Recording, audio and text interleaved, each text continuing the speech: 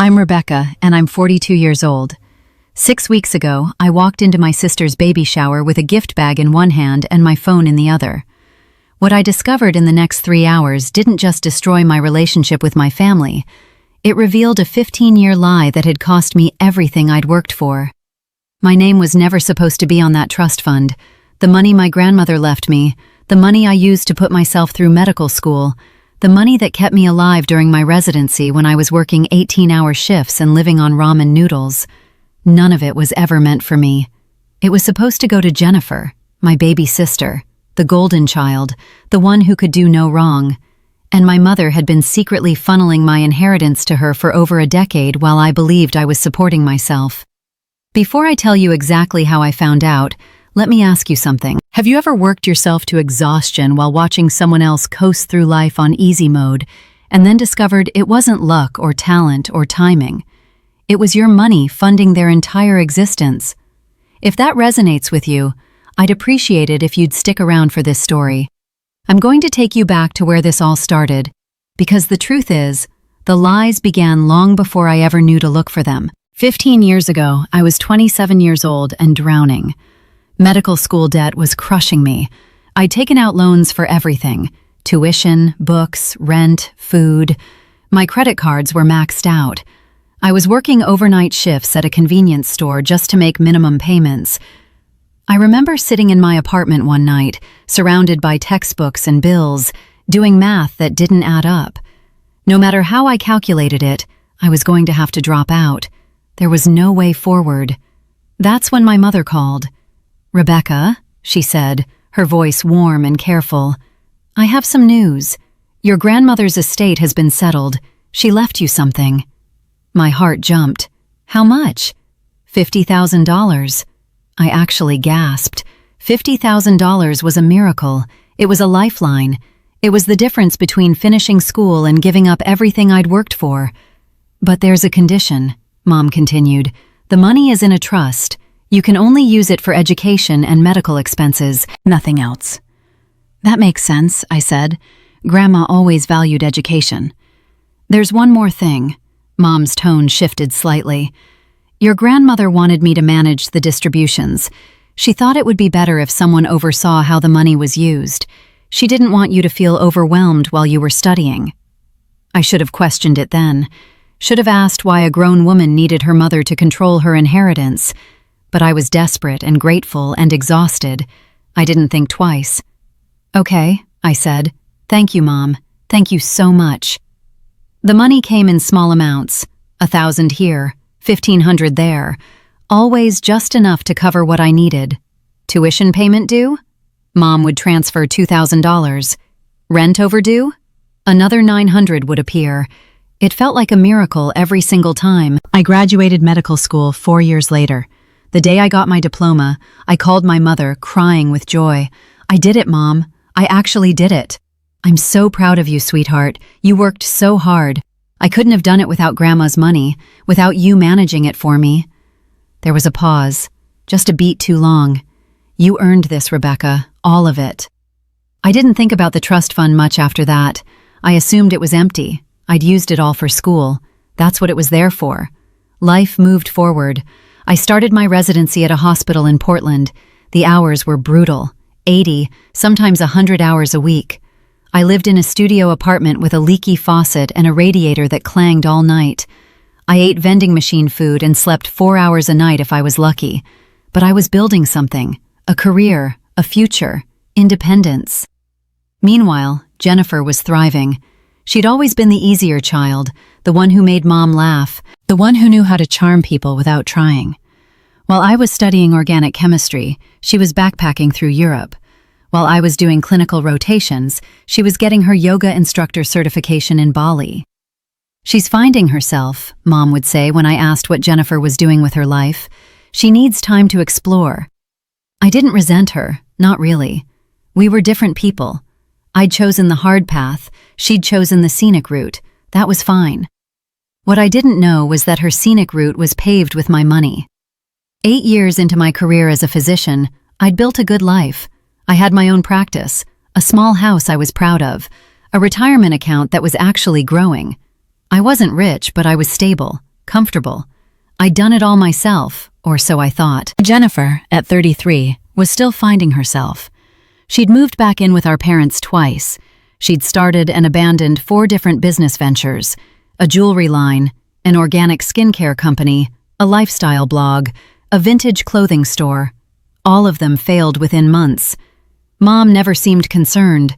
"She's creative," Mom would say. "Creative people need time to find their medium." I'd learned to bite my tongue. Then came the baby shower. Jennifer was pregnant, 7 months along. She was having a girl, and Mom had organized this massive celebration at a country club an hour outside the city. I'd been working double shifts all week, but I wouldn't miss it. Despite everything, Jennifer was my sister. I loved her. I wanted to be there.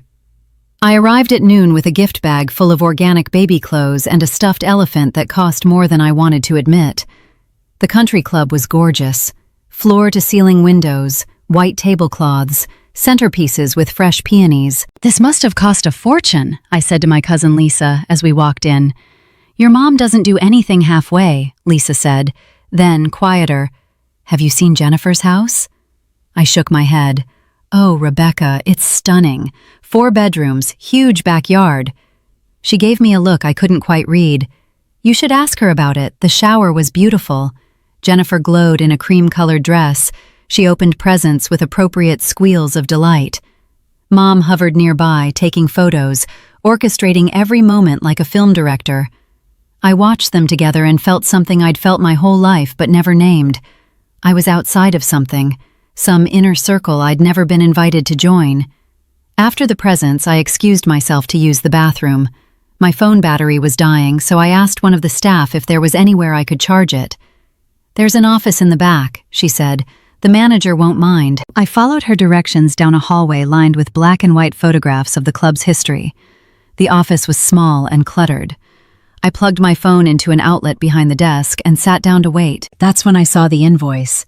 It was sitting on the desk, face up, uncovered. Jennifer Mitchell baby shower, $11,000. I stared at the number. $11,000 for a baby shower. I picked up the paper without thinking. The line items were detailed: catering, floral arrangements, venue rental, custom invitations, party favors, a dessert table with a fondant cake shaped like a bassinet.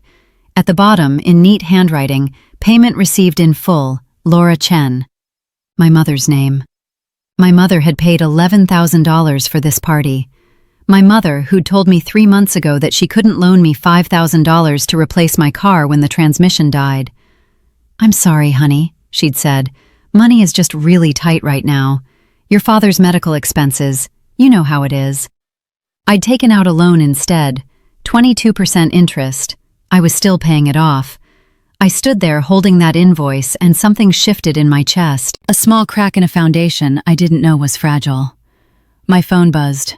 I looked down. A text from my best friend Mallory. "How's the fancy party?" I took a photo of the invoice and sent it to her without thinking. "You're kidding me," she replied immediately.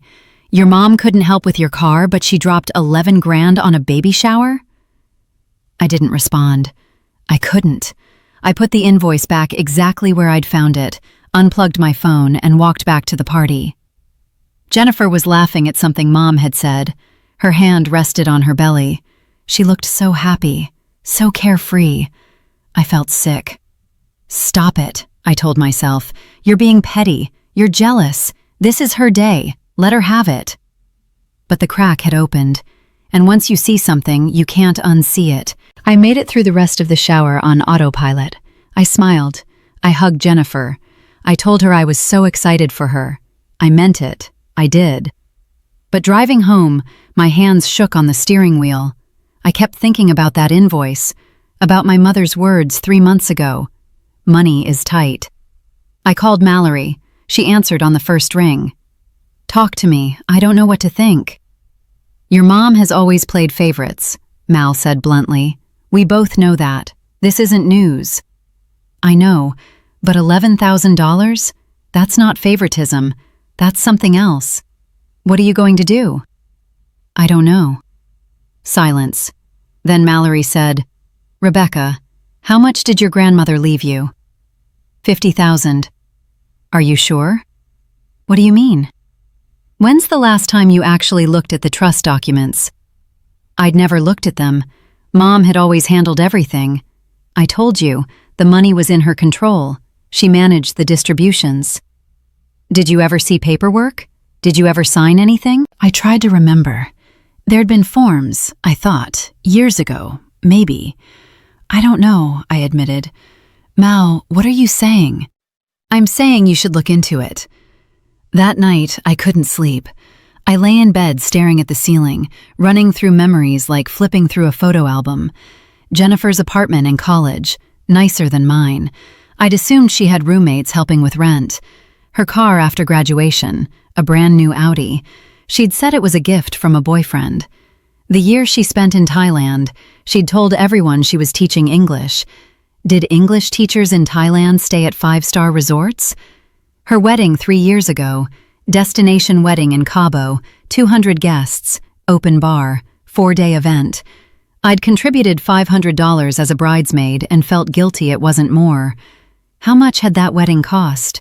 50,000? More? At 2 in the morning, I got out of bed and opened my laptop. I started searching. How to access trust fund documents. How to find out inheritance information. Legal rights to estate records. An hour later, I had a name, Gerald Hoffman, the estate attorney who'd handled my grandmother's will. His office was in Seattle, 40 minutes from my house. I didn't sleep the rest of the night. The next morning, I called his office at 9:01. Hoffman and Associates, how may I help you? My name is Rebecca Chen. My grandmother was Diane Chen. She passed away 15 years ago, and I believe your firm handled her estate. One moment, please. Hold music. Then a man's voice. This is Gerald Hoffman. Ms. Chen, yes. I remember your grandmother's case. How can I help you? I need to see the trust documents, the ones related to my inheritance. There was a pause. Of course. You're entitled to those. When would you like to come in? Today, I said, if possible. He hesitated. I could hear typing. I have an opening at 2 o'clock. I'll be there. I took a half-day off work, told my nurse I had a personal emergency, drove to Seattle with my hands gripping the wheel so hard my knuckles went white. Hoffman's office was in a tall building downtown, glass and steel, expensive. I rode the elevator to the 14th floor and gave my name to the receptionist. Mr. Hoffman will be right with you. I sat in the waiting room surrounded by leather furniture and abstract art. My heart was pounding. What was I doing?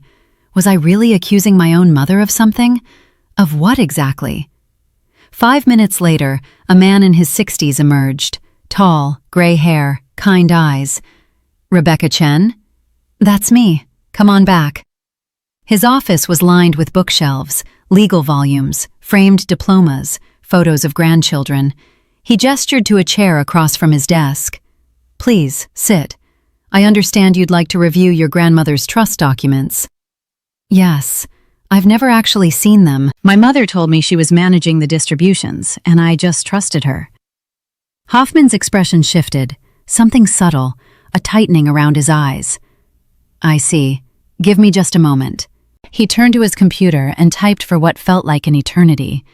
Then he opened a filing cabinet and pulled out a thick folder. Your grandmother's estate was quite detailed, he said carefully.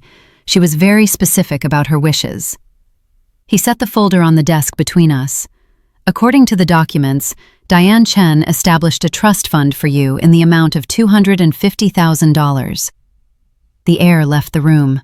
What? $250,000, he repeated, to be held in trust until your 30th birthday, at which point the full amount, plus any accrued interest, would be transferred directly to you. No conditions, no oversight, full control. I couldn't breathe. That's not what my mother told me. What did your mother tell you? 50,000. Education expenses only. She said she was managing distributions. Hoffman's face went very still. Ms. Chen, your mother was listed as the trustee, but only until you turned 30. After that, the trust was supposed to be dissolved, and the funds transferred entirely to you. When did you turn 30? 5 years ago?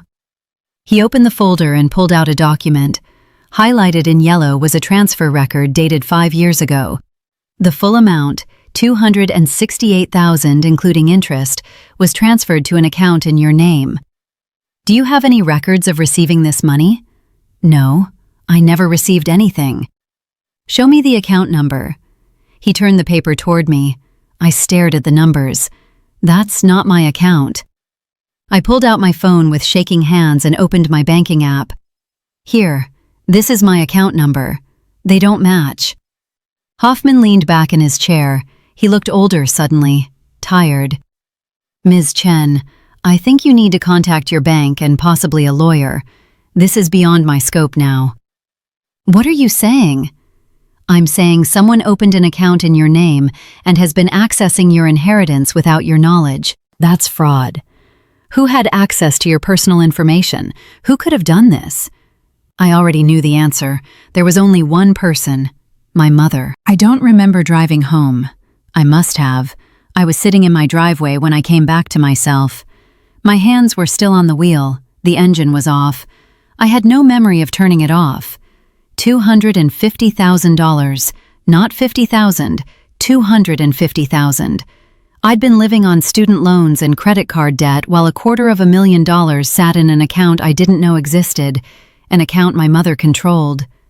I pulled out my phone. My hands were shaking so hard I could barely type. I called my bank. This is Rebecca Chen. I need to speak to someone about fraud, immediately. They transferred me 3 times. Finally, a woman named Sandra in the fraud department picked up. Ms. Chen, I understand you have concerns about your account. I gave her the account number from Hoffman's documents. Can you tell me about this account? Let me pull that up. Typing sounds. Yes, I see it here. This account was opened 12 years ago. It's a checking account in your name. I didn't open it. There was a pause. Do you have any joint account holders? It says here Laura Chen is listed as a co-signer. My mother.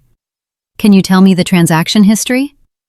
Ms. Chen, this account has had significant activity over the past 12 years. The most recent large transfer was 5 years ago. $268,000. Where did the money go? Sandra hesitated. I'm seeing regular transfers out, monthly, sometimes weekly, to another account ending in 7432. That's not my account either. I'm going to need to escalate this. Can you come into a branch? I'll come tomorrow, first thing. I hung up, sat in silence. $268,000. Where had it gone? I already knew. Jennifer's apartment, her car, her year in Thailand, her wedding, her 4-bedroom house. Every failed business venture, every yoga retreat, every time Mom said Jennifer was finding herself. It was all my money, every single bit of it. I called Mallory. She answered immediately. What happened? My voice came out flat, emotionless. My grandmother left me $250,000. Not $50,000, $250,000, and my mother stole it. She's been stealing it for 12 years. Mallory didn't say anything for a long moment. Then, quietly, Oh my God, Rebecca, I'm coming over. You don't have to. I'm already in my car. She arrived 20 minutes later with a bottle of wine and a box of tissues. We sat on my couch. I told her everything. The meeting with Hoffman, the account I never opened, the transfers I never authorized, the 12 years of lies. Mallory listened without interrupting. When I finished, she poured us both wine. What are you going to do? I don't know. You need a lawyer. I know. Are you going to tell Jennifer? That's the question I couldn't answer. Jennifer didn't open that account. She probably didn't even know where the money came from. Mom could have told her anything. That it was a gift, a loan, family money. Jennifer might be completely innocent in this. Or she might have known exactly what was happening. Do you think she knew? Mallory asked. I thought about my sister, her easy laugh, her casual approach to money, the way she'd never seemed worried about anything. How could she not have known? How could anyone go through life accepting that much money without asking questions? I don't know, I said, but I'm going to find out. The next morning, I went to the bank. I brought every document Hoffman had given me, the trust paperwork, the transfer records, everything. I met with a manager named Kevin. He was young, maybe 30, with nervous energy and a tablet he kept tapping. Ms. Chen, I've reviewed your case with our fraud department. This is a serious situation. Can you fix it? Can you get my money back? He hesitated. The account was opened with your social security number and identification, but the signature on file doesn't match the signature we have from your current accounts. He showed me 2 signatures side by side on his tablet. One was clearly my mother's handwriting, the other was mine. That's not my signature, I said, pointing to the fake one. I can see that. We're treating this as identity theft and fraud. You'll need to file a police report. We'll freeze the account immediately, but the funds are largely gone. How much is left? Kevin checked his tablet. $4,300. Out of $268,000? He nodded. I'm so sorry. The rest has been transferred out over the past 12 years. We'll provide you with a full transaction history. You'll need it for your case. I filed the police report that afternoon, sat in a gray room at the police station, and told a detective named Morrison everything. He was mid-50s, tired eyes, but he listened carefully and took detailed notes. This is your mother? He asked. Yes. And she had legal access to your information? She was my mother. I trusted her. He nodded. That makes it complicated. Family fraud cases are difficult. Often the victims don't want to press charges. I want to press charges. Are you certain? Once we start this, there's no going back. I thought about 12 years, $268,000. Every time I'd worked a double shift while Jennifer posted vacation photos. Every time I'd eaten ramen for dinner while she bought designer handbags. Every time I'd felt guilty for not being closer to my family. I'm certain. Morrison handed me a form. Fill this out. We'll start an investigation. It'll take time. How much time? Months, maybe longer. Fraud cases move slowly. I filled out the form, signed it, walked out of the police station feeling hollowed out. That night, I couldn't stop looking at the transaction history the bank had given me. Page after page of transfers. 5,000 here, 8,000 there, 12,000, 20,000, 147 transfers over 12 years. I started matching them to my memories. March 2014, transfer of $18,000. That was when Jennifer went to Thailand. June 2016, transfer of $32,000. Jennifer's wedding. October 2019, transfer of $45,000. That was when she bought her house. Every major event in Jennifer's adult life had been funded by my inheritance. Money our grandmother had left to me. Money meant to help me build a future. I felt something inside me turn to stone. The next morning, I called my mother. She answered on the second ring, cheerful and warm. Rebecca, sweetheart, how are you? I need to talk to you about Grandma's trust fund. A pause, barely perceptible. What about it? I met with Gerald Hoffman yesterday. Silence. Mom? Another pause, then carefully, why did you do that? Because I wanted to see the documents, and what I found was interesting. The trust was for $250,000, not $50,000, like you told me. The silence stretched so long I thought she'd hung up. Then, quietly, Rebecca, I can explain. I'm listening. Not over the phone. Can you come to the house? When? Tonight. Your father will be at his book club. We can talk privately. I almost said no, almost told her I'd already filed a police report and she should get a lawyer.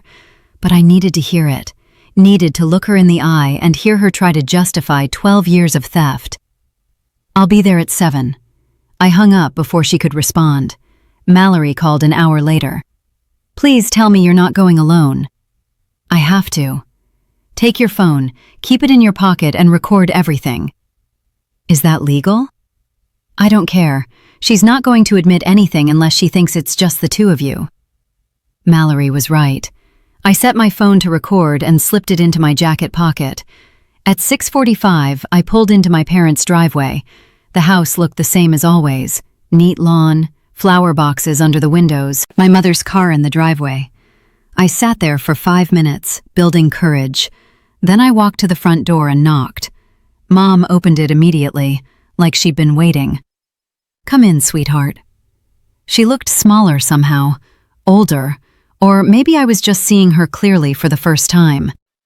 We sat in the living room. She'd made tea, set out cookies, like this was a normal visit. I didn't touch anything. "Mom," I said, "tell me the truth." She folded her hands in her lap, stared at them for a long moment. When she spoke, her voice was quiet. "I never meant for it to go this far." "That's not an explanation." "I know." She looked up.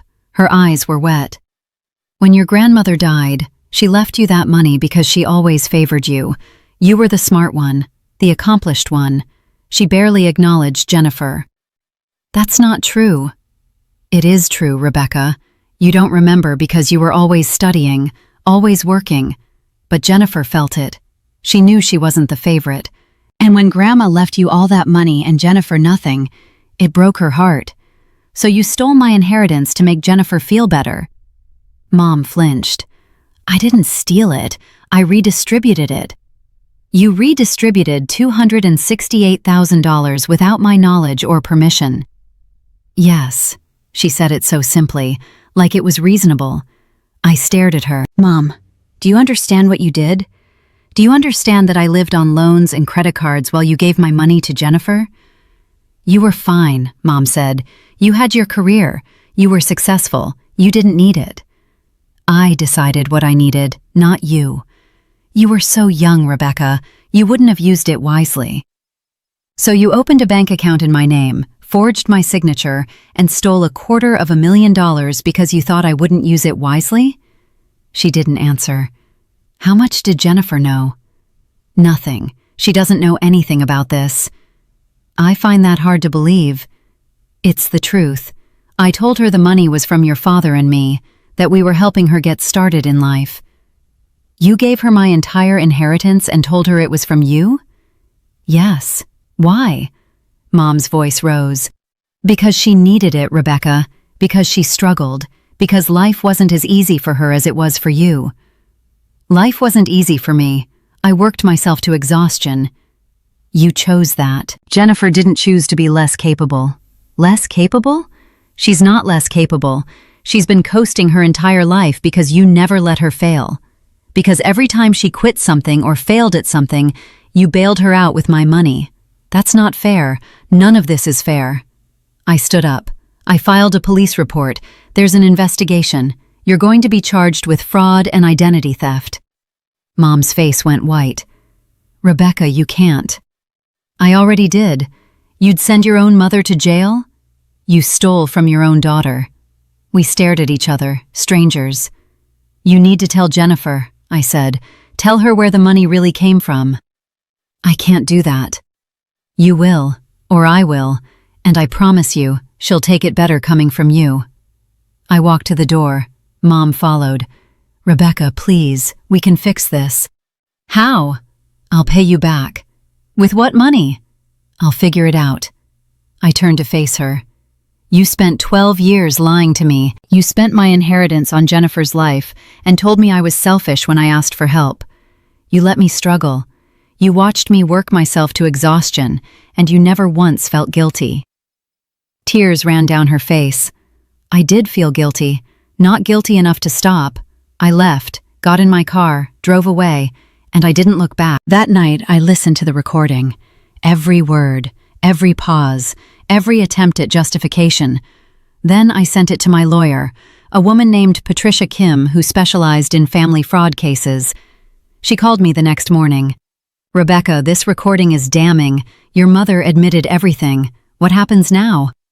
"We use this in the criminal case and we file a civil suit. You're entitled to recover the full amount plus interest and damages." "How long will it take?" "A year, maybe 2. These cases are slow. I have to warn you, this will destroy your relationship with your family." "It already is destroyed." "I know. But once this becomes public, Once charges are filed, there's no going back. Your sister will find out. Your extended family. Everyone. Good. They should know the truth. Patricia was quiet for a moment. Okay then, let's proceed. 3 days later, my mother was arrested. I wasn't there. I heard about it from my Aunt Carol, who called me crying. How could you do this to your own mother? She committed fraud, Aunt Carol. She stole from you. She's your mother. She's a criminal. Carol hung up on me. Over the next week, 12 family members called, some yelling, some crying, all of them saying the same thing. How could I tear the family apart? How could I be so cruel? Not one of them asked if it was true. Not one of them asked how I was doing. Only Mallory stood by me, and my father. Dad called 4 days after Mom's arrest. His voice was broken. Rebecca, I didn't know. I swear to you, I didn't know. I believe you. I should have known. I should have paid more attention. It's not your fault, Dad. I feel like it is. We talked for an hour.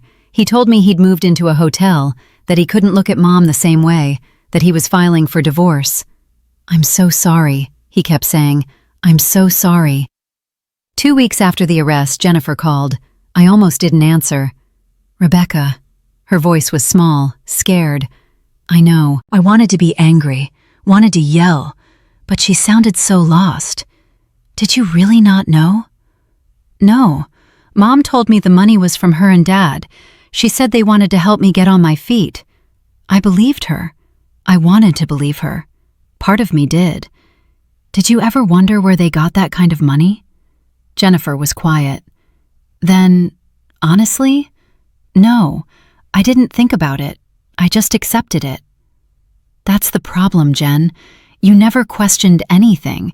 You just took and never asked where it came from. I know. Her voice broke. I know, and I'm so sorry. Sorry doesn't fix 12 years. I know that too.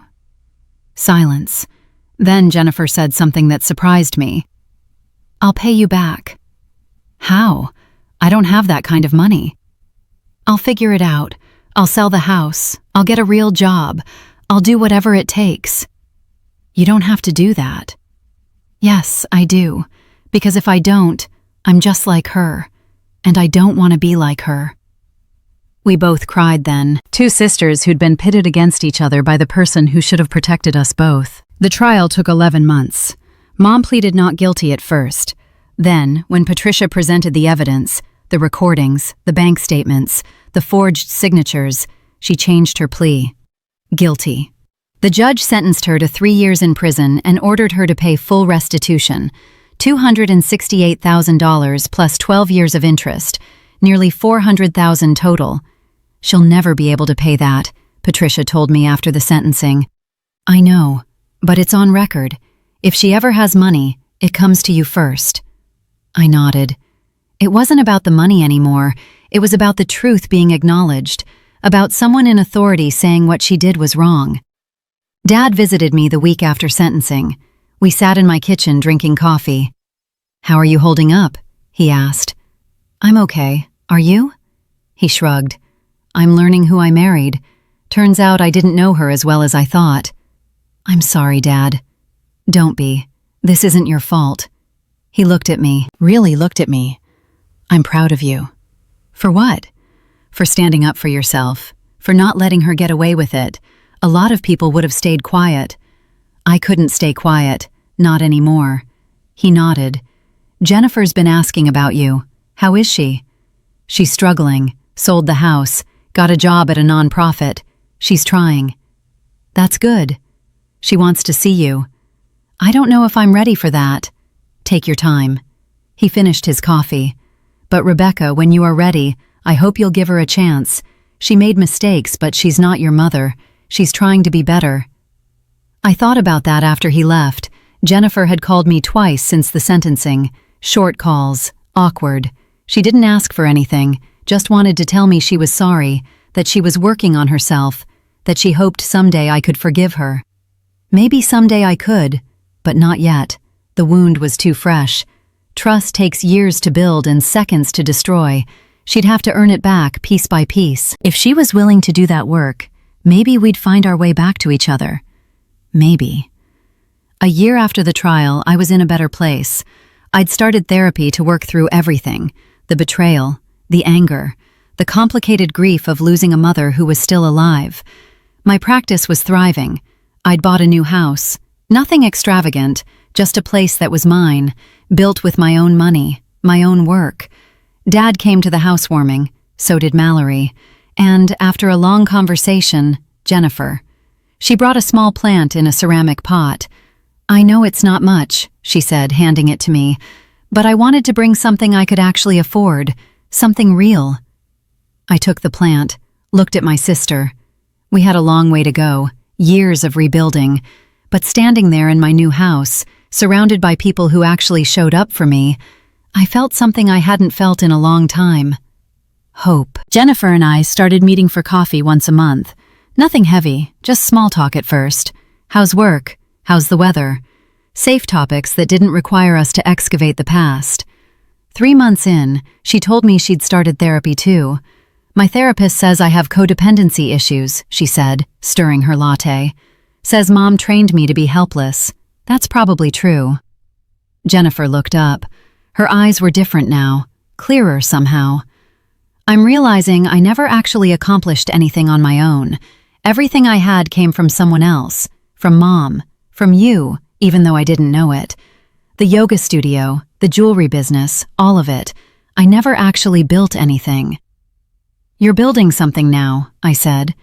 She worked at a homeless shelter, made $38,000 a year, lived in a 1-bedroom apartment she could barely afford. It was the first time in her life she'd supported herself completely. "It's hard," she admitted. "I'm tired all the time. Money is always tight, but it's mine, you know?" I knew exactly what she meant.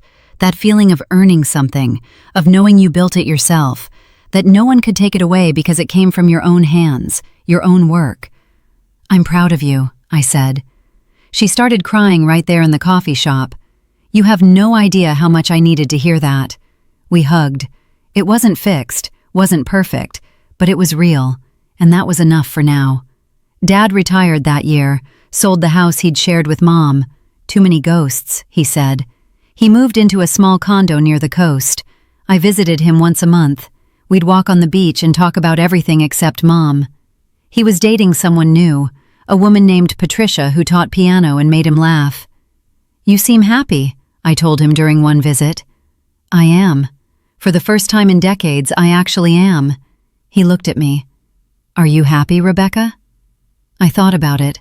My practice, my house, my friendships, the slow rebuilding with Jennifer, the therapy sessions where I was learning to set boundaries, to recognize manipulation, to trust my own perceptions. "Yeah," I said, "I think I am." Mom wrote me letters from prison. I didn't read them at first, just stacked them in a drawer unopened. But after a year, curiosity got the better of me. I opened one. "Dear Rebecca," it began, "I know you probably won't read this. I wouldn't blame you if you threw it away. But I need to tell you I'm sorry. Not because I want anything from you. I know I've lost that right, but because it's true. I spent so many years justifying what I did, telling myself I was helping Jennifer, that you were fine, that it wasn't really stealing because it was all family money anyway. But sitting here, with nothing but time to think, I see it clearly now. I stole from you. I lied to you. I chose one daughter over the other in the cruelest way possible, and I destroyed our family because of it. I don't expect forgiveness. I just wanted you to know that I finally understand what I did, and I'm sorry." I read that letter 3 times, then I put it back in the drawer. I wasn't ready to respond. Maybe I never would be. But something about seeing those words in her handwriting made something in my chest loosen just slightly. She knew. That was something. 2 years after the trial, I met someone. His name was Marcus. He was a high school teacher. Kind eyes. Patient. He made me laugh. We met at a bookstore, both reaching for the same novel. He smiled and said, "You have good taste." I said, "So do you." We got coffee, then dinner, then more dinners.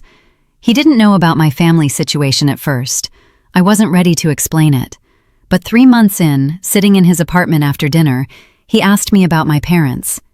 "It's complicated," I said. He waited, didn't push, just waited. So I told him everything: the inheritance, the theft, the trial, my mother in prison, the slow rebuilding with my sister. He listened without interrupting. When I finished, he was quiet for a long moment. Then he said, "That's the bravest thing I've ever heard." Brave? Standing up to your own mother, choosing yourself. That takes courage most people don't have. I started crying. I didn't mean to. It just happened. He held me while I cried, didn't try to fix it, didn't offer empty platitudes, just held me. That's when I knew I loved him. We moved in together a year later, got married the year after that, small ceremony on the beach. Dad walked me down the aisle. Jennifer was my maid of honor. She wore a dress she'd bought on sale and altered herself. She looked beautiful. Before the ceremony, she pulled me aside. "Thank you," she said. "For what?" "For giving me another chance, for not giving up on me." I squeezed her hand. "You did the work, Jen. You rebuilt yourself. That wasn't me, it was you." We both cried. Then we fixed our makeup and I married the love of my life. Mom was released from prison a few months after my wedding. She'd served 18 months, got out early for good behavior. She called Dad first, asked if they could meet. He said yes. They met at a diner halfway between his condo and her halfway house. He told me about it later. "She looks different," he said, "smaller, tired." What did she say? That she was sorry, that she wanted to make amends, that she knew she couldn't undo what she'd done but wanted to try to be better. Do you believe her? Dad was quiet for a long moment. I think she believes it. Whether she can actually do it, that's another question. Did she ask about me? Yes. He met my eyes. I told her you were happy, that you were married, that you'd built a good life. What did she say? She cried, said she was glad, that you deserved happiness. I didn't know what to do with that information. Part of me wanted to reach out. Part of me wanted to keep the wall exactly where it was. I chose the wall, for now. Marcus and I bought a house in the suburbs, 3 bedrooms, a yard with apple trees. We talked about kids, maybe in a year or 2. My practice was doing well, really well. I brought on a partner, a young doctor fresh out of residency who reminded me of myself 15 years ago, brilliant and exhausted and determined. I mentored her the way I wished someone had mentored me. One afternoon, Jennifer called. "Can I come over?" Of course. She arrived an hour later. We sat in my backyard under the apple trees. She looked nervous. "What's wrong?" "Nothing's wrong. I just need to tell you something." "Okay."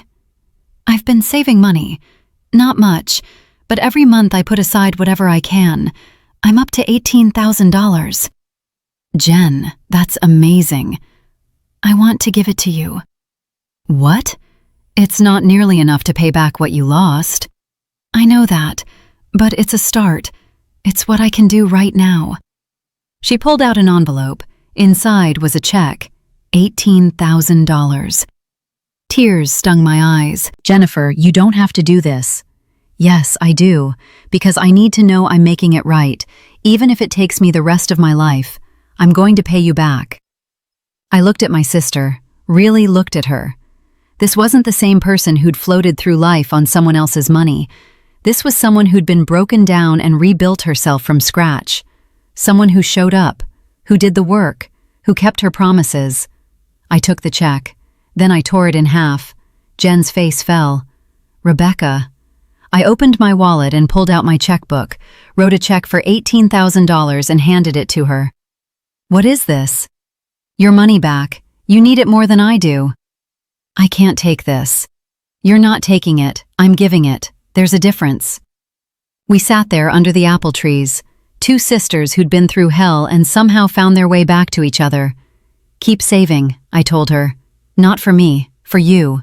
Build something, buy something, invest in yourself." She nodded, wiped her eyes. "Okay." That night, Marcus asked me about it. I told him what happened. "You gave her the money back?" "She needed it more than I did." He smiled. "You're a better person than most." "I'm not. I'm just trying to be the person I needed when I was struggling." He kissed my forehead. That's exactly what makes you better. Mom called me 6 months after her release. I saw her name on the screen and stared at it for a long time. Then I answered. Hello? Rebecca. Her voice was small, tentative. Hi, Mom. I don't want anything, she said quickly. I'm not calling to ask for anything. I just wanted to hear your voice. We were both quiet. The silence wasn't comfortable, but it wasn't hostile either. How are you? She asked. I'm good. Married. Happy. I heard. Your father told me. I'm glad. Are you working? Yes, I got a job at a grocery store, stocking shelves. It's not much, but it's honest work. That's good. Another silence. Then Mom said, I know I don't deserve to ask this, but someday, when you're ready, I'd like to see you. Not now. I know you're not ready now, but someday. Maybe. I'll wait, she said. However long it takes, I'll wait. We hung up. I sat there for a long time thinking about second chances, about forgiveness, about whether some things can be repaired or if they just have to be accepted as broken. I didn't have answers. A year later, I got pregnant. Marcus and I had been trying for months. When I saw those 2 pink lines, I cried. Happy tears, scared tears, everything all at once. We told Dad first. He cried too. I'm going to be a grandfather. He kept saying it over and over like he couldn't believe it. Jennifer was next. She screamed, actually screamed, then immediately started planning a baby shower. Nothing fancy, she promised, just family and close friends, something small and meaningful. I let her plan it, trusted her with it. That felt like growth. The shower was beautiful. Jennifer had made decorations by hand, paper flowers, a banner that said, Welcome Baby Chen Rodriguez. She'd baked cookies, made punch. Everything was simple and perfect and done with love. Dad gave a speech about how proud he was, how excited to meet his grandchild. Mallory told embarrassing stories about me from college. Marcus held my hand through all of it.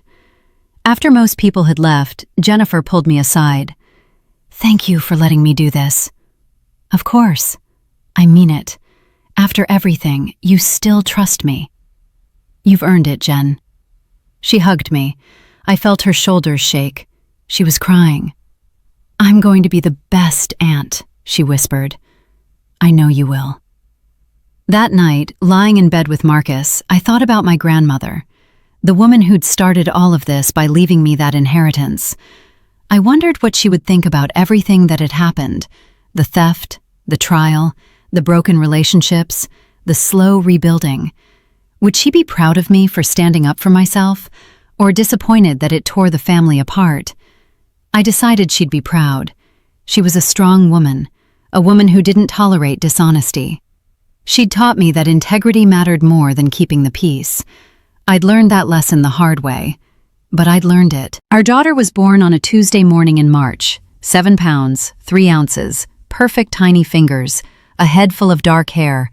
We named her Diane, after my grandmother. Dad was the first to visit at the hospital. He held her with shaking hands and tears streaming down his face. She looks just like you did, he said. Same nose, same serious expression. Jennifer came next, brought a stuffed elephant she'd sewn herself. It's not store-bought, she said, but I made it with love. It's perfect. She held Diane carefully, like she was afraid she might break her. Then she looked at me. Thank you for letting me be here. You're her aunt. Of course you're here. I didn't know if you'd want me around. After everything. Jen, we've been rebuilding for years. You're part of this family. You're part of her life. She started crying, happy tears. 3 days later, a package arrived at our house. No return address. Inside was a handmade baby blanket, soft yellow cotton with white stars. There was a note. Dear Rebecca, I know I have no right to send this. I know I'm not welcome in your life or your daughter's life, but I wanted to make something for her, something from her grandmother, even if she never knows it came from me. I'm so proud of the mother you'll be. You'll do everything right that I did wrong. You'll show up. You'll be honest. You'll love her without conditions. That's all any child needs. I hope someday you can forgive me, but if you can't, I understand. Either way, I want you to know I love you. I always have, even when I was hurting you, especially then. I just didn't know how to show it in a way that didn't cause damage. I'm learning now. Too late, I know, but I'm learning. Love, Mom. I held that blanket for a long time. Marcus found me crying in the nursery. What's wrong? My mom sent this. He read the note. What do you want to do? I don't know. Do you want to see her? Part of me does. What does the other part say? That I'm not ready, that maybe I'll never be ready. And that's okay. He kissed my head. Whatever you decide, I support you. I folded the blanket and put it in Diane's crib. She'd use it, even if she never knew where it came from, even if I never told her the story. It was beautiful and soft and made with love. That was enough. Diane was 6 months old when I finally decided to see my mother. I didn't plan it, it just happened. I was driving past the grocery store where she worked, saw her through the window. She was stocking shelves, moving slowly. She looked older, grayer. I parked, sat in my car for 10 minutes building courage. Then I walked inside. She didn't see me at first. I watched her work, methodical, careful. She was organizing cans of soup by flavor. I walked over. Hi, Mom. She turned, dropped the can she was holding. It rolled under the shelf. Rebecca. Hi. We stared at each other. I have someone in the car, I said. Someone I think you should meet. She put her hand to her mouth. Are you sure? No, but I'm doing it anyway. We walked outside. Mom's hands were shaking. I opened the back door of the car. Diane was sleeping in her car seat, tiny and perfect. Mom stood there looking at her, not moving, not speaking, just looking. This is Diane, I said, named after Grandma. Mom started crying, silently, tears just streaming down her face. She's beautiful, Mom whispered. She looks like you. Can I? She reached out, then stopped. Can I touch her? You can hold her. Are you sure? I'm sure. I unbuckled Diane and lifted her out. She stirred but didn't wake. I placed her in Mom's arms. Mom held her like she was made of glass, like one wrong move would shatter everything. Hello, sweet girl, she whispered. I'm your grandmother. I don't deserve to meet you, but I'm so grateful I get to.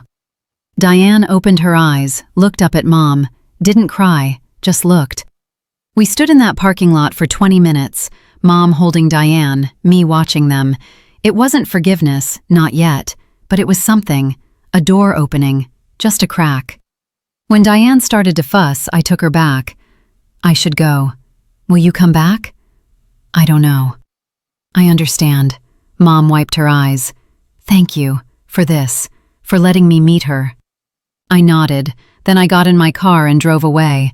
That night, Marcus asked how it went. It was hard, I said, but not as hard as I thought it would be. Do you think you'll see her again? Maybe, eventually. He pulled me close. I'm proud of you. For what? For being brave enough to try. I wasn't sure it was bravery.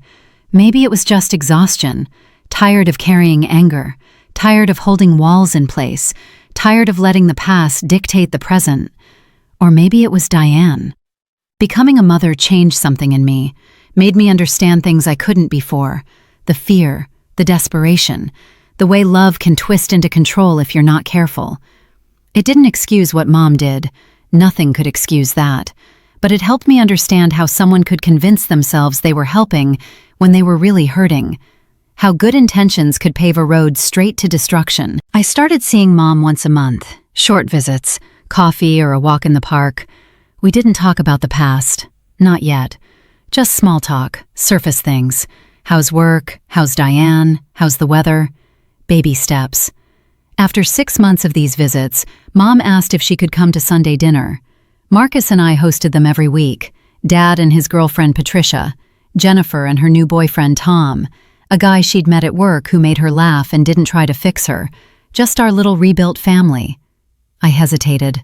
Marcus saw my face. It's up to you, he said. No pressure either way. I looked at Diane playing on her mat, reaching for toys, laughing at nothing. What kind of family did I want her to grow up in?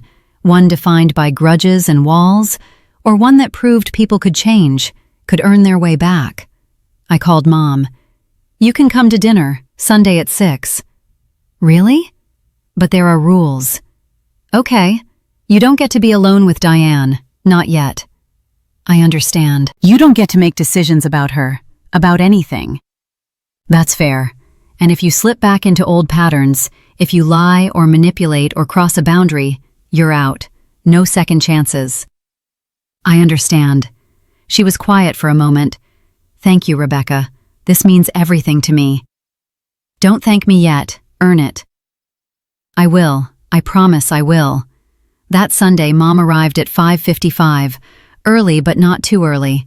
She brought flowers, simple daisies, nothing extravagant. I'm not trying to buy my way in, she said, handing them to me. I just wanted to bring something. They're nice, thank you. Dinner was awkward at first. Everyone was careful, polite, dancing around the elephant in the room. Then Diane knocked her cup off the high chair, juice everywhere. We all jumped up to help, and suddenly the tension broke. We were just people, cleaning up a mess, laughing about it. Mom fit into the rhythm of it, didn't try to take over, didn't offer unsolicited advice, just helped, then sat back down. After dinner, we sat in the living room. Diane was getting tired, fussy. Mom watched her but didn't reach out, didn't ask to hold her, just watched. You can hold her, I said. Are you sure? Yes. Mom took Diane carefully, held her close. Diane laid her head on Mom's shoulder and closed her eyes. Mom started crying, quietly. I'm sorry, she whispered, to all of us, for everything. I know I can't fix it. I know sorry isn't enough, but I'm going to spend the rest of my life trying to be the person I should have been. The room was silent. Then Dad spoke. We all make mistakes, Linda, some bigger than others. What matters is what we do after. Mom looked at him, gratitude and grief mixing on her face. Thank you, Robert. Jennifer cleared her throat. I forgive you, Mom. She said it simply, clearly. I'm still hurt.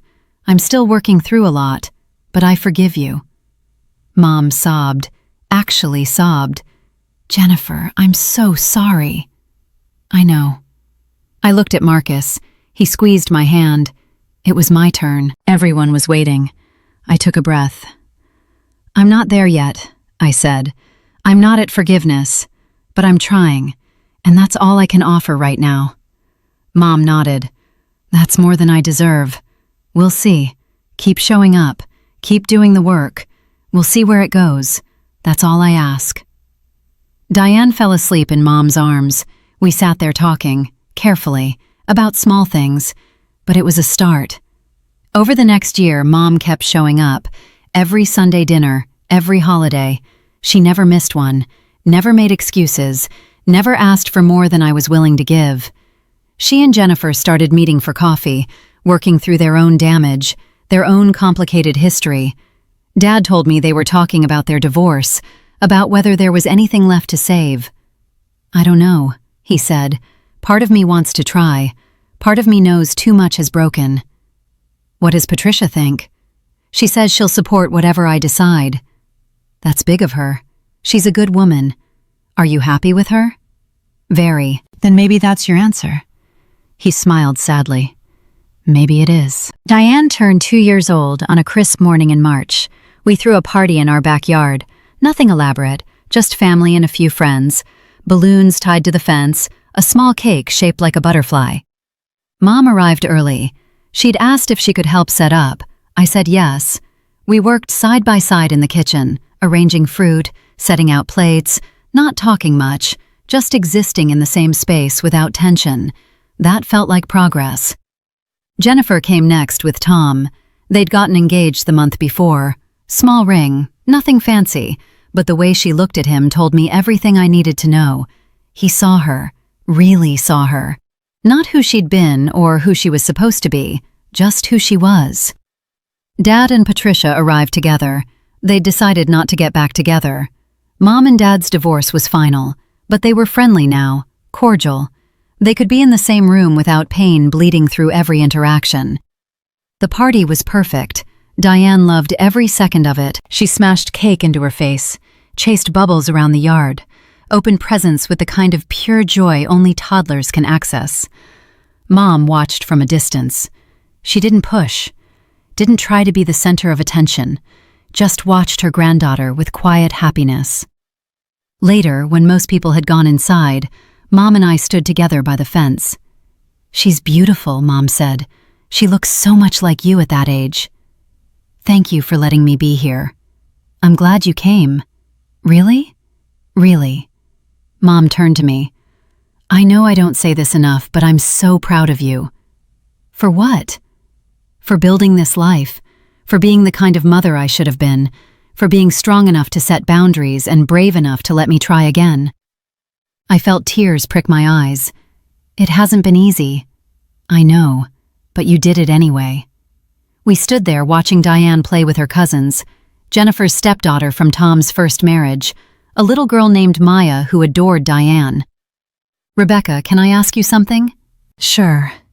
Do you think you'll ever forgive me?" I thought about it, really thought about it. "I don't know," I said honestly. "Some days I think I'm close. Other days it all comes back and I'm angry all over again." "That's fair. But I'm trying. That's what matters." "I am trying. I can see that. And it means something. It doesn't fix what happened, but it means something." Mom nodded. "That's enough for me." Marcus came outside then. Diane was asking for me. I excused myself and went to my daughter, scooped her up. She wrapped her arms around my neck. "Mama." "Yes, baby. Love you." "I love you too, so much." Over her shoulder, I saw Mom watching us. There was grief in her eyes, for what she'd lost, for the years she'd wasted, for the damage she'd caused. But there was also something else, acceptance maybe, or peace. She'd done the harm, now she was doing the work. That was all anyone could ask. 6 months after Diane's birthday, Jennifer got married. Small ceremony in a garden, 50 people. String lights hung between trees. I was her maid of honor, stood beside her while she married a man who loved her for exactly who she was. During the reception, Jennifer pulled me aside. "I need to tell you something." "Okay." "I've been paying you back. I know you tore up that check, but I've been putting money aside anyway." "Jen, you don't have to." "Let me finish. I've saved $42,000 over the past 3 years. It's not enough. I know it's not enough, but I want you to have it. Not because I think it fixes anything, but because I need to know I'm making it right." She handed me an envelope. Inside was a check for $42,000. I stared at it. "This is your emergency fund. This is your safety net. It's my responsibility." I took the check, looked at my sister. "Okay, really?" "Really, I'll take it, but I'm putting it in a college fund for Diane. That way it's going to the next generation. It's still making things right. Is that okay?" Jennifer's eyes filled with tears. "That's perfect." We hugged, right there in the middle of her wedding reception, 2 sisters who'd survived a war neither of them had asked for. Tom came over and put his arm around Jennifer. "Everything okay?" "Everything's perfect," she said. He smiled. "Good, because your husband wants to dance with you." They walked to the dance floor. I watched them sway to the music. Dad came and stood beside me. "She looks happy." "She does. You both do." I looked at him. "Are you happy, Dad?" "I am. Patricia and I are thinking about taking a trip to Italy." "That sounds wonderful." He turned to me. "I'm sorry I wasn't stronger when it mattered. I'm sorry I let your mother do what she did without speaking up." "Dad." "No, let me say this. I was a coward. I saw what was happening and I told myself it wasn't my business, that you girls would work it out, that Linda knew what she was doing." He shook his head. "I was wrong, and I'm sorry. I forgave you a long time ago." "Have you? Because I haven't forgiven myself." "You should. You've been showing up. You've been doing the work. That's what matters now." He pulled me into a hug. When did you get so wise? When I realized holding on to anger was heavier than letting it go. Doesn't mean I forget, doesn't mean I trust blindly, just means I'm not carrying it around anymore. That's the wisdom right there. We stood together watching people dance. Mom was sitting at a table by herself. Not isolated, just quiet, observing. She caught my eye and smiled. A small smile, tentative. I smiled back. Not a big smile, but real. That night, after the wedding, Marcus and I lay in bed talking. "Did you ever think you'd get here?" he asked. "Where? A place where you could be in the same room with your mom without wanting to scream." Honestly? No. What changed? I did. He turned to look at me. How? I stopped waiting for her to be who I wanted her to be and started accepting who she actually is. And who is she? Someone who made terrible choices, who hurt people she loved, who's trying now to do better. That's a complicated answer. People are complicated. He kissed my forehead. "You're incredible, you know that? I'm just trying to build a life that doesn't revolve around pain. That's what makes you incredible." We fell asleep holding hands. When I woke up, Diane was standing by the bed. "Mama, up." I lifted her into bed with us. She snuggled between Marcus and me, her small, warm body fitting perfectly in the space between us. This was my family now. This was what I'd built from the ashes of what had been destroyed, and it was enough. More than enough. It was everything. A year later, I got a call from the bank.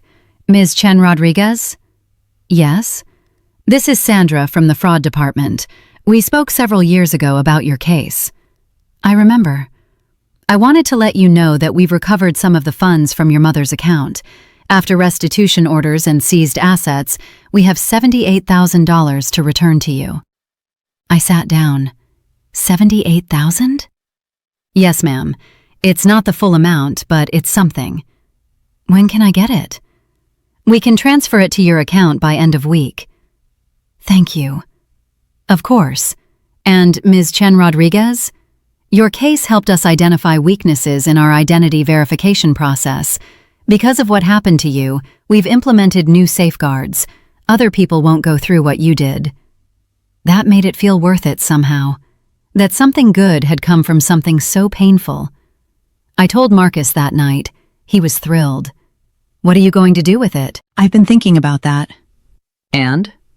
"I want to start a foundation." "A foundation?" "For people who've experienced financial abuse from family members.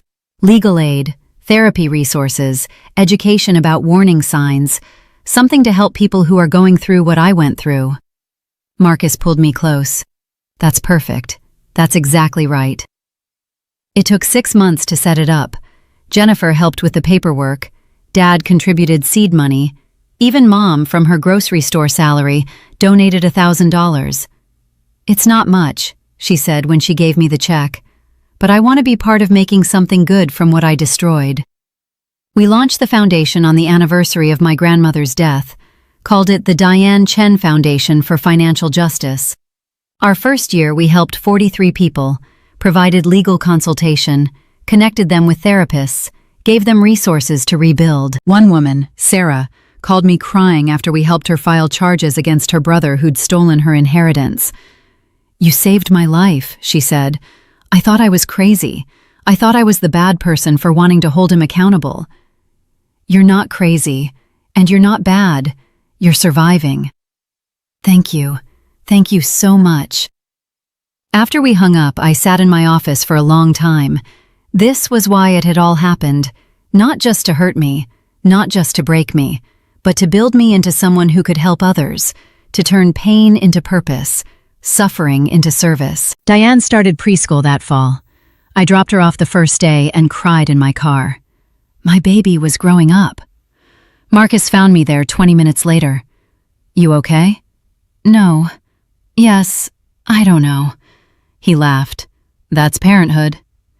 We grabbed coffee and sat in the parking lot talking. "Do you ever think about having another one?" he asked. "Another kid?" "Yeah, I thought about it. About Diane having a sibling. About giving her what I'd lost with Jennifer. About doing it right this time." Maybe, I said. Let's see how we feel in a year. He smiled. That's fair. That Christmas, we hosted everyone. Mom, Dad, and Patricia, Jennifer and Tom and Maya, Mallory and her husband, even some colleagues from work. 20 people crowded into our house. Diane ran around in a red dress. Maya chased her. The house was loud and warm and full of life. During dinner, Dad stood up to make a toast. He tapped his glass. Everyone quieted.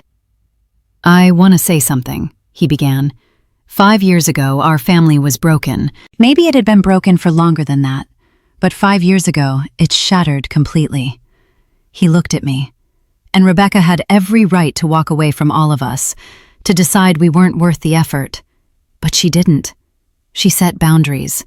She demanded better, and slowly, painfully, she gave us chances to prove we could change. His voice cracked. I'm grateful every day that she did, that she was brave enough to fight for herself and gracious enough to let us try again. He raised his glass. To Rebecca, everyone echoed. To Rebecca. I felt tears on my face. I stood up. To family, I said, not the one we're born into, but the one we build. To people who show up, who do the work, who choose each other every day. To family. We drank. Then Diane shouted, Cake! Everyone laughed.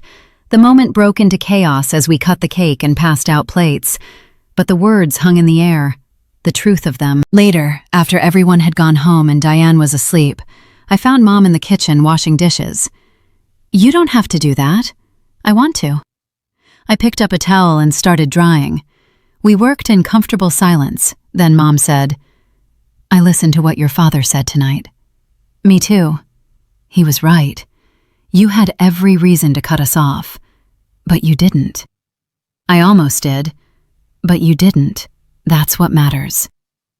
I thought about that, about all the moments I could have walked away, should have walked away maybe, about why I didn't. I think I needed to know if people could really change, I said. And? Mom turned to me, her hands in soapy water. And they can, if they want to badly enough, if they're willing to do the work. She smiled. That's all I've tried to do. Keep showing up. Keep doing the work. I know. And it means everything. We finished the dishes. Mom dried her hands. Thank you, Rebecca, for giving me another chance, for letting me know my granddaughter, for teaching me what real love looks like. I hugged her. It was brief, still careful, but real. Good night, Mom. Good night, sweetheart. Spring came. The apple trees in our yard bloomed. Diane turned 3. We found out I was pregnant again, a boy this time. We decided to name him Robert, after my father. Dad cried when we told him. You don't have to do that. We want to. He's going to be strong and kind and honest, just like his grandfather. Dad pulled me into a hug and didn't let go for a long time. The foundation grew. We helped over 100 people that year. I spoke at conferences, wrote articles, shared my story publicly for the first time. It was terrifying, but necessary. After one speaking event, a young woman approached me. She was maybe 25, tears streaming down her face. My mother has been stealing from me, she said. I just found out, and I thought I was alone. I thought I was the only one this happened to. You're not alone. What do I do? You do what's right for you, not what anyone else thinks you should do, what feels right for you. She nodded. Thank you. That became my message. Your healing is yours. Your boundaries are yours. Your forgiveness, if and when you offer it, is yours. No one else gets to dictate your timeline. No one else gets to tell you how to feel. Jennifer and I grew closer. We talked almost every day, about everything, about nothing. She was pregnant, too, due a month before me. We joked about our kids growing up together, being best friends, having what we'd almost lost. One afternoon, we sat in my backyard watching Diane and Maya play. Jen turned to me. Do you think about what Grandma would think? All the time. What do you think she'd say? I think she'd be proud. Of you? Of both of us. For surviving, for rebuilding, for not letting Mom's choices define us. Jennifer was quiet. Then, "Do you think Mom has really changed?" "I think she's trying." "That's not the same thing." "No, it's not, but it's something." "Is it enough? For me? Right now?" "Yes, but I get to change my mind. And if I do, that's okay too." Jennifer nodded. "I think it's enough for me too." We watched our daughters play. 2 sisters, 2 mothers, building something new. Mom's lease was ending. She called to ask for advice. Should I renew or look for something else? "What do you want to do?" "I found a small house for sale, 2 bedrooms, needs work, but I could make it mine." "That sounds perfect. I don't have enough for a down payment." "Then save." "I'm not asking you for money, Rebecca." "I know you're not, but I'm also not offering. I want you to do this yourself, to know you built it." She was quiet. Then, "You're right, thank you." "For what?" "For not making it easy, for making me earn it. That's the only way it means anything." 6 months later, Mom closed on her house. She'd saved every penny, worked overtime, gotten a second job on weekends. She'd done it completely on her own. The day she got the keys, she called me crying. "I did it. I actually did it." "I'm proud of you, Mom." "I'm proud of myself, too." "Good. You should be. Can you come see it?" "When?" "Whenever you're ready. I'll come this weekend." That Saturday, Marcus and I drove to Mom's new house with Diane. It was small, needed paint, the yard was overgrown, but it was hers. She'd earned every inch of it. Mom gave us a tour. 2 bedrooms, a kitchen with old appliances, a bathroom with pink tile. She'd already started making it home. Fresh flowers on the table, photos on the walls, one of me, one of Jennifer, one of Diane. "This is wonderful," I said. "It's mine, all mine. Nobody can take it from me because I built it myself." "That's everything, Mom." She showed us the 2nd bedroom. "I'm turning this into a room for Diane and the new baby, for when they visit, if you'll let them." I looked at Marcus. He nodded. "We'd already discussed this. They can stay over sometimes, if you want." "Really?" "Really. But there are rules." "Always rules with you," Mom said, but she was smiling. "Always. Because boundaries are how we stay healthy. I'm learning that." "Good. Don't stop." Robert was born in September, 8 pounds, 2 ounces, perfect and healthy. Dad held him in the hospital and couldn't stop crying. My grandson, my namesake. Jennifer and Tom brought Maya and Diane to meet him. The girls peered into the bassinet. "Baby," Diane whispered, "he's so small." "You were that small once," I told her. "Really?" "Really." Mom came last. She'd waited, asked if it was okay. I said yes. She walked into the room carefully, holding flowers. "Are these okay? I know the hospital has rules about flowers." "They're fine. Can I see 'em?" "Of course." She looked down at Robert sleeping in my arms. "He looks like your father did. Same nose, same peaceful expression. You want to hold him?" She looked at me, surprised. "Are you sure?" "I'm sure." I placed Robert in her arms. She held him like he was made of crystal. "Hello, little one," she whispered. "I'm your grandmother, and I promise you, I'm going to be better for you than I was for your mother." "You don't have to be perfect," I said, "just present." Mom looked at me. "I'm going to try. That's all any of us can do." Over the next year, life settled into a new rhythm, loud and chaotic and full. 2 kids, 2 parents working, extended family showing up for dinners and birthdays and ordinary Tuesdays. Mom watched the kids once a week, just a few hours while Marcus and I went to dinner or a movie. She never overstepped, never made decisions without asking, always respected our boundaries. "See," she'd say when we picked up the kids, "I can do this. I can be trusted. You're proving it every day." That's what I'm trying to do. Keep proving it until you don't have to wonder anymore. I think we're getting there. Me too. Jennifer had her baby, a boy named Andrew. Our sons were born 6 weeks apart. We joked that we'd planned it this way. Maybe on some level we had. Wanted our kids to have what we'd rebuilt. Wanted them to grow up knowing family could be complicated and beautiful at the same time. The foundation continued growing. We opened a second office, hired staff, helped over 500 people in our third year. I cut back my hours at the practice, focused more on the foundation.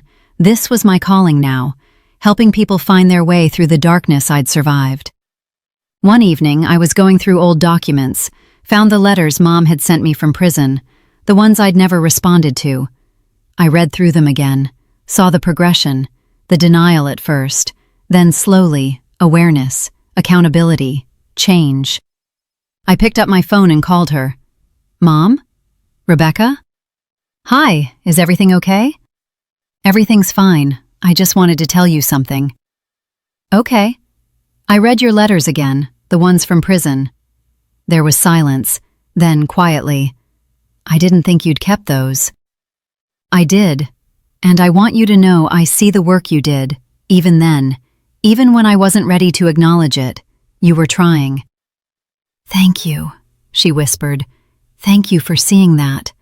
I couldn't see it then. I was too angry, too hurt.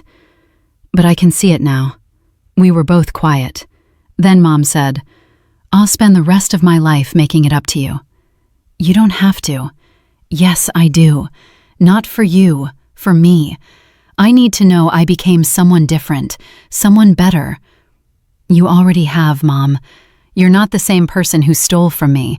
That person couldn't have done what you've done, couldn't have shown up consistently for years, couldn't have respected boundaries, couldn't have earned trust back. She started crying. I wish I could go back and do it differently from the start. I know, but we can't go back. We can only go forward. Then that's what I'll keep doing. Good. Diane started kindergarten. Robert learned to walk. Jennifer and I took our kids to the park every Thursday. Mom joined us sometimes, watched the kids play, helped push swings, brought snacks she'd made herself. Look at us, Jennifer said one afternoon. We were sitting on a bench watching our kids run around. A family. Yeah, who would have thought? I would have, I said. Liar. Okay, I hoped. I didn't know, but I hoped. Jennifer bumped my shoulder. I'm glad you did. Me too. Mom came and sat with us. The kids were playing in the sandbox, getting filthy, being kids. This is nice, Mom said. It is. I never thought I'd have this, she continued. After everything I did, after losing it all, I never thought I'd get to be part of this. You're earning it. I know, and I'm grateful every single day. We sat together, 3 generations of women who'd been broken and rebuilt, who'd hurt each other and healed each other, who'd chosen each other over and over again. That night, tucking Diane into bed, she asked me a question. Mama, why does Grandma Linda come to our house? Because she's family. But she doesn't live with us like Grandpa. No, families can look different. People can live in different places and still be family. She thought about that. I love Grandma Linda. I'm glad, baby. She makes good cookies. She does. And she's always nice to me. That's important. Diane yawned. Okay, night, Mama. Night, baby girl. I turned off the light and stood in the doorway watching her sleep. This was what I'd been fighting for, this moment, this peace, this proof that broken things could be mended if everyone was willing to do the work. Downstairs, Marcus was feeding Robert. I sat beside them. We good? He asked. We're good. He smiled. You know what I realized today? What? We've built something really beautiful here. Yeah, we have.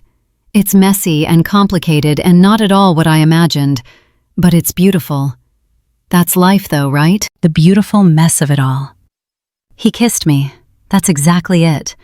I thought about my grandmother, about the inheritance that had started everything, about how money, which should have been a gift, had become a weapon, and then, eventually, had become a tool for healing. $250,000. It had been stolen, fought over, partially recovered, and used to build something that helped hundreds of people. In the end, maybe that was the greatest inheritance of all. Not the money itself, but what I'd learned from losing it. about strength, about boundaries, about forgiveness being a choice, not an obligation, about family being built, not born, about showing up being more important than being perfect. Years later, Diane was 8 and Robert was 7. We were all together for Thanksgiving, the whole complicated, beautiful mess of our family. Mom had been sober from gambling for 6 years, went to meetings every week, worked her program, stayed accountable. Dad and Patricia had gotten married in a quiet ceremony by the ocean. Jennifer's business, a consulting firm she'd built from nothing, was thriving. Tom had adopted Maya officially. They were talking about having another baby, and me. I'd published a book about financial abuse. The foundation was in 10 cities now, helping thousands. Before dinner, everyone went around saying what they were grateful for. When it was my turn, I looked around the table. "I'm grateful for second chances," I said, "and third chances, and fourth chances, for people who do the work, who show up, who prove that change is possible." I looked at Mom. She was crying, quiet tears, for forgiveness that comes slowly, that isn't given freely, but earned carefully over time, for boundaries that protect us and love that respects them. I looked at Marcus and our kids, for the family we built, the one we chose, the one that shows up for each other every single day. And I'm grateful, I finished, that broken things can be beautiful, that scars tell stories, that surviving something doesn't mean it didn't hurt, it just means we're stronger than what tried to break us. The table was silent. Then Diane, my wise 8-year-old, said, "I'm grateful for cookies." Everyone laughed. The tension broke. We passed food and told stories and existed in the ordinary magic of being together. After dinner, Mom pulled me aside. "Thank you." "For what?" "For not giving up on me, for teaching me what real love looks like." "You taught yourself, Mom. I just held the line." She hugged me, held on tight. "I love you, Rebecca." "I love you too." And that was the truth. Complicated, hard-won, but true. That night, putting the kids to bed, Robert asked me a question. "Mom, what's the most important thing you've learned?" I thought about it. "The most important thing," I said, "is that you're allowed to love people and still have boundaries. You're allowed to forgive people and still protect yourself. And you're allowed to build a life that feels good, even if other people don't understand it." He nodded seriously, like he understood. Maybe he did. "Okay, Mom, thanks." I kissed his forehead. "Sweet dreams, buddy." That's the end of our story. Not because everything is perfect, it's not. There are still hard days, still moments where old wounds ache, still times when I have to remind myself that healing isn't linear. But we're here. We showed up. We did the work, and that's enough. If you're going through something similar, if you're standing at that crossroads wondering whether to fight or walk away, I want you to know this. Your choice is valid. Whatever you choose. Forgiveness isn't mandatory. Reconciliation isn't required. Your healing is yours. But if you do choose to try, if you do choose to give someone another chance, make sure they're earning it. Make sure they're showing up. Make sure they're doing the work. And make sure you're protecting yourself along the way. Because you deserve people who choose you back. Not because of what you can give them, not because of what they can take, but because of who you are. You're enough. You've always been enough. And whatever you're surviving right now, you're stronger than what's trying to break you. Thank you for listening to my story, for staying with me through all of it. I hope it helped. I hope it gave you something you needed. And I hope wherever you are, whatever you're facing, you know you're not alone. We're all just doing our best with what we've been given, building beautiful things from broken pieces. And that's enough. That's more than enough. That's everything.